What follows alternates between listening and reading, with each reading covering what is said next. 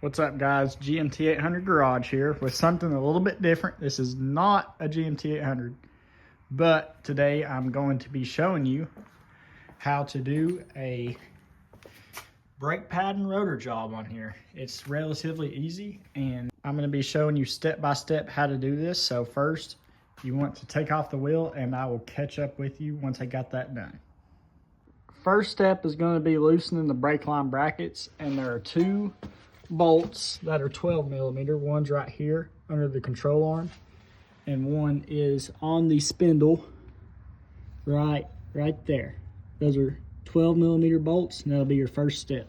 All right, once you got those two disconnected, here's your speed sensor wire, and it goes into the same bracket that the bolt was on. You want to take needle nose pliers and clip the ears down and pull that out so it's out of the way.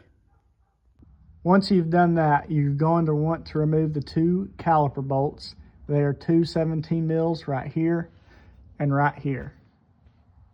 Then you'll want to grab something you can put your brake caliper on so there's no stress on the lines. Anything will work as long as you can set it and get it out of the way. People also use wire to hang them up. I forgot to mention that you're going to want to turn the wheel full lock one way so you can get more room in here to get your tools, so you can get a impact in here. There's not a lot of room. Once you got your caliper off and out of the way, the rotor will just slide straight off.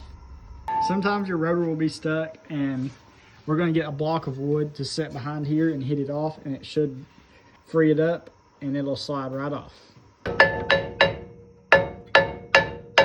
To start removing the brake pads, you're going to want to pull this pin out with a pair of needle nose pliers, twist and pull, and then grab the other side,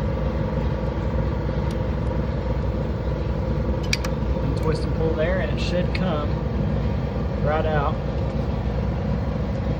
Once you've got that clip removed, you want to start by removing these pins, and you're going to start on the pin with this hump. If I can get it into focus, this hump right here, and you can just hit these out. Grab a pair of needle nose pliers and squeeze onto them and hit it with a hammer, and make sure to hold this clip down so it does not fling out.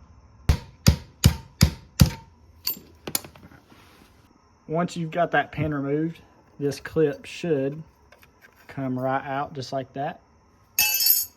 Next step is going to be removing that back pin. You can see this car definitely needs some new brake pads. There's supposed to be a ridge there. Look at the difference on that. That is wild. So next step is going to be sliding our caliper onto our new rotor, and you want to make sure that the hanger lines up with the bolts on your spindle right there.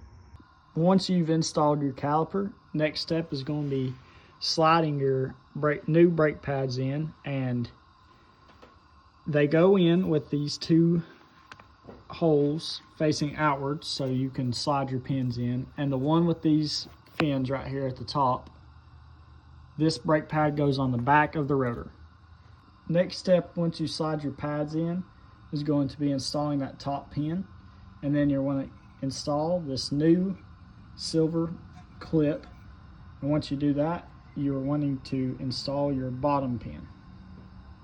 Once you've completed that, you're going to want to put your new clip in, and you want to make sure that your holes on the pins are aligned so you can get that clip in there properly. Once you've got that done, you're going to want to reinstall your brake line brackets. Make sure everything's tightened up and your rotor and pad replacement is done on your 96 to 2002 Toyota 4Runner.